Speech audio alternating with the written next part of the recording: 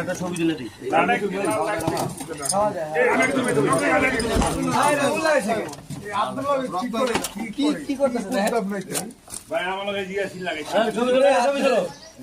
এদিকে তাকান এদিকে এদিকে এদিকে ঠিক আছে সুন্দর এই ছবিতে লাইক উঠ করে দাও তোলেন তোলেন তোলেন তোলেন আর কে তুলবেন আপনি ভাই তোলেন এই যে হ্যালো দেখেন তোল তোল তোল দেখছি দেখছি দেখছি কালারে এই এই এই সব বডি বডি সরে